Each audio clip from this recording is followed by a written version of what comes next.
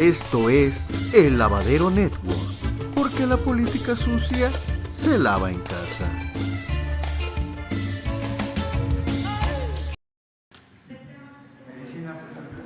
Medicina. Las dos compañeras.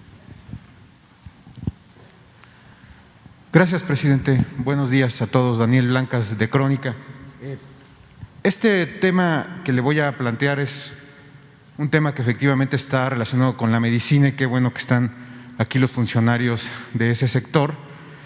Es un tema muy delicado y truculento. Yo lo investigué en el sexenio pasado y me valió incluso persecuciones y amenazas porque es un tema de mucha corrupción.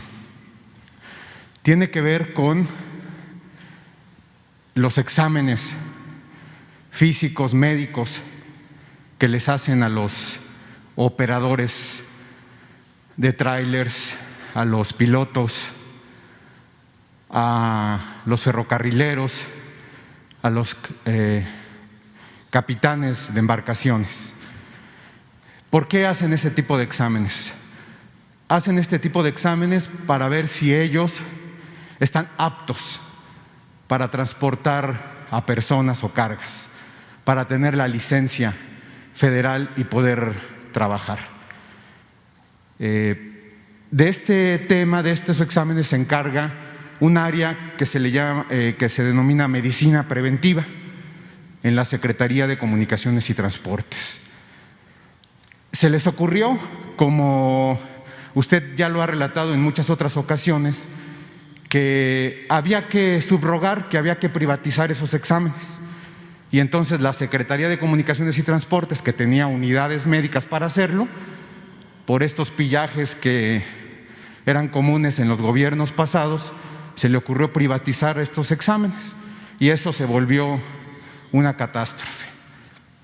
No se hacían los exámenes, se manipulaban los resultados, se cobraban muchas cantidades para, digamos, manipular esta situación. Estoy hablando de mucho dinero, presidente. Hay en el país alrededor de 1.250.000 operadores que son susceptibles de realizarse este examen. Imagínese del dinero que hablamos. Pues entonces en el gobierno de Calderón se le ocurrió privatizar esta situación. Le estoy hablando de cuestiones muy truculentas. Yo que viví y que investigué este tema, había asesinatos, homicidios, traiciones, amenazas de muerte por la pelea de este botín de dinero. Cuando llegó el nuevo gobierno, el suyo, evidentemente se empezaron a hacer las primeras investigaciones, las primeras auditorías y pues salió todo el cochinero. En este afán de luchar contra la corrupción, se había nombrado en ese puesto que tiene que ver con estos exámenes a un médico famoso, es hermano del astronauta Neri Vela, se llama Ricardo Neri Vela. Este doctor, al darse cuenta de toda esta situación, pues decide retirar el programa. No podemos seguir con esto porque es una corrupción inmensa. Esto fue a mediados de 2019 cuando Neri Vela decide retirar este programa. Pues, ¿qué cree, presidente?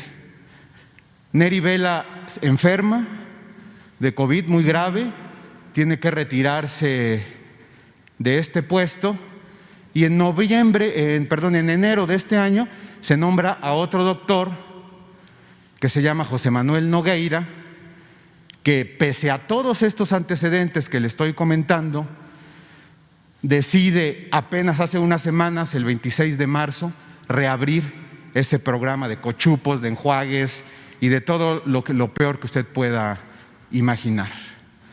Entonces, mi pregunta, presidente, es: ¿usted avala este retorno a este tipo de programas cuyo objetivo fue desmantelar lo que podía hacer el gobierno, que representa mucho dinero para el gobierno, para dárselo a privada? ¿Es una orden o una disposición, un lineamiento de su gobierno?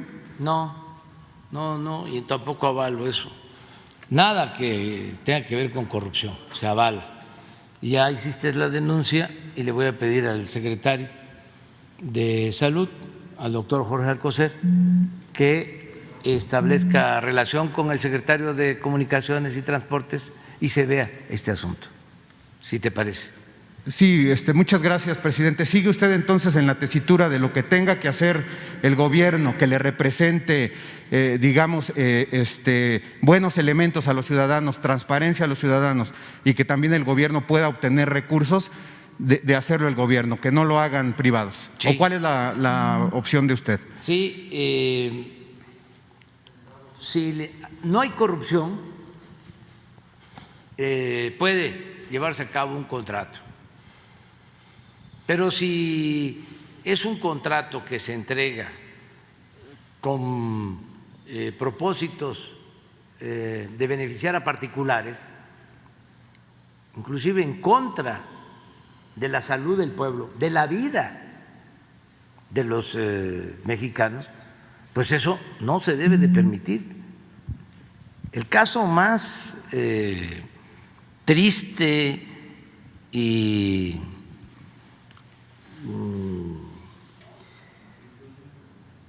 reprobable es lo de la subrogación de los servicios de salud, lo que se hizo en el ISSSTE, esto que estás planteando, y lo que se hizo en el seguro. Por ejemplo, lo de la guardería ABC fue por eso, porque, a ver, hacer negocios, ¿para qué el seguro va a estar administrando guarderías? Pues mejor se subrogan, se hacen contratos. A ver, tú, que te conozco, que eres mi amigo, forma tu asociación y firmamos un contrato y consíguete un local y contrata a maestras, a maestros, a trabajadoras sociales y vas a tener un ingreso y es un negocio, te va a ir muy bien. Entonces, ¿qué pasaba? Pues se contrataba un galerón que no estaba en condiciones para hacer una guardería, ni había los cuidados para garantizar la seguridad. Ese es el pensamiento neoliberal, neoporfirista. Eso es a lo que yo llamo conservadurismo. O sea, el ganar a como dé lugar, el triunfar a como dé lugar, lo material, el dinero, la ambición, el influyentismo, la corrupción. Entonces ya sabemos lo que eso provoca, las desgracias que provoca. Entonces, por eso, en el caso del seguro, no queremos más ese tipo de subrogaciones. Fue extremo. El ISSSTE se quedó como un cascarón, porque sus funciones básicas, sustantivas, todas se subrogaron, se privatizó. Bueno, hemos hablado aquí del caso de los reclusorios. Si nos salvamos porque la gente dijo basta, pero un sexenio más y todo lo público se hubiese convertido en negocio privado. en detrimento de la economía del pueblo. Ese es el debate de fondo. Por eso se molestan, pero ¿verdad que vale la pena aguantar? O sea, ennoblece, es un timbre de orgullo enfrentar eso. Presidente, este es un tema apremiante porque por la pandemia, digamos, por la parálisis que hubo, hay muchos transportistas, muchos pilotos que tienen rezagado su permiso y rezagado su licencia. Entonces, este tema puede servir o es vital, digamos, para reactivar también la economía, para dar seguridad al sector transporte, y el problema es que algo se tiene que hacer porque ya es mucho el rezago y ese pudiera ser la justificación que tiene ahora la Secretaría para reabrir este programa de corrupción, pero yo le pregunto, ¿sí le ve usted salida para darle viabilidad a esta situación sin corrupción, presidente? Sí, claro que sí. Es nuestra responsabilidad. Si yo celebro que tengamos estos encuentros,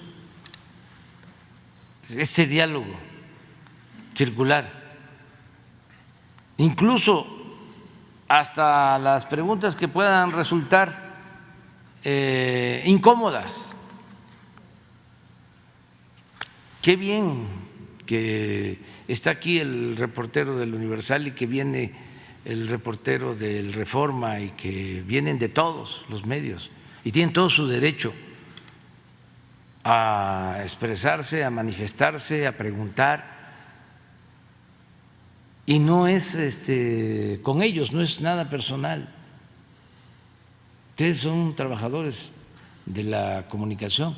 El asunto es con los de arriba, que sí actúan con mucha hipocresía,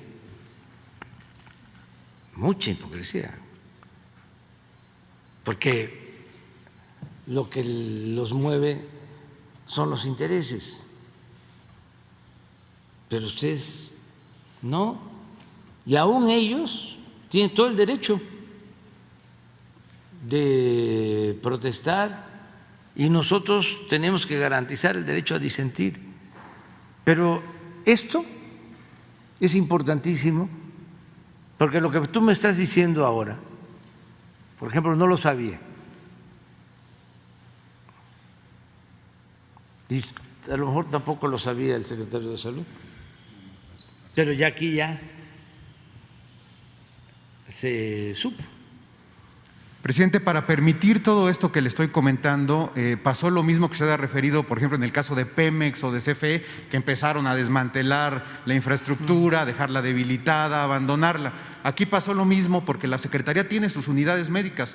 Tenía 42 y el doctor Vela empezó a abrir más, incluso hizo gestiones ante la Secretaría de Hacienda para recibir más recursos, equipar mejor las clínicas de la Secretaría de Comunicaciones y encargarse la propia dependencia de estos exámenes.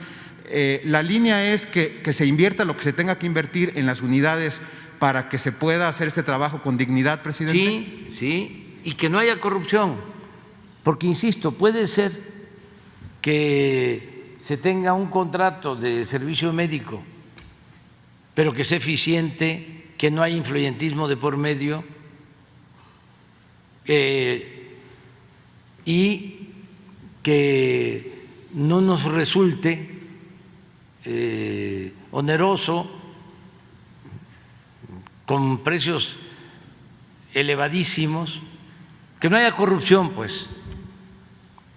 Pero si podemos restablecer el sistema de salud que tenía, según lo que estás manifestando, la Secretaría de Comunicaciones y nosotros contratar el personal, ¿sí?, y equipar estas clínicas para dar nosotros ese servicio, ¿sí?, lo vamos a hacer.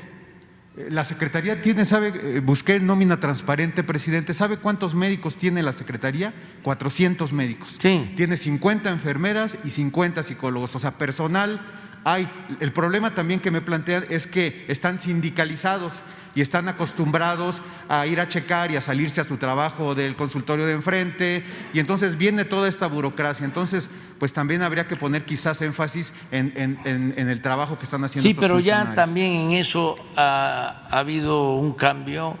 Esos trabajadores que antes actuaban de esa manera ya están cambiando de proceder, ya actúan con más responsabilidad, y hay cosa de convocarlos, y depende mucho del ejemplo que se dé arriba. Si el de arriba, el jefe, es un tranza, pues ¿qué ejemplo va a dar al resto de los servidores públicos? Un día vamos a hablar aquí, que ese es otro asunto, de cómo estaba la COFEPRIS. Un día vamos a hablar, porque eso es igual que esta corrupción que existía en la compra de medicamentos, lo de la COFEPRIS. Alguien solicitaba un registro, dice, pásele, va a su trámite al Departamento de Normatividad,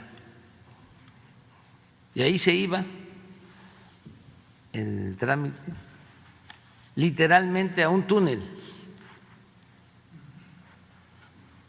algo así, a un sótano, y ahí se quedaba, y solo si había arreglo, moche, salía del sótano la solicitud. Obvio, ¿quiénes manejaban la COFEPRIS? Los mismos que vendían las medicinas. No daban permiso a competidores. Un día vamos a hablar de eso, de cómo funcionaba. Ahora ha cambiado muchísimo. El director de COFEPRIS, Alejandro Schwartz,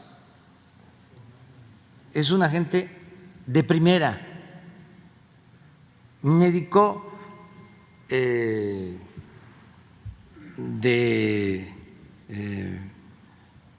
calidad, pero además una gente honesta, con principios. Nos costó también lo de COFEPRIS. ¿Por qué se peleaban tanto por COFEPRIS? Pues ahí estaba, ¿sí? La corrupción. Es como el pleito con las aduanas, que estamos limpiando, y no nos vamos a detener, pero vamos a continuar con esto. Gracias, presidente. La compañera. Gracias, presidente. Sandra Aguilera, de Grupo Larsa Comunicaciones. Presidente, en el contexto de que cerraron por el COVID los laboratorios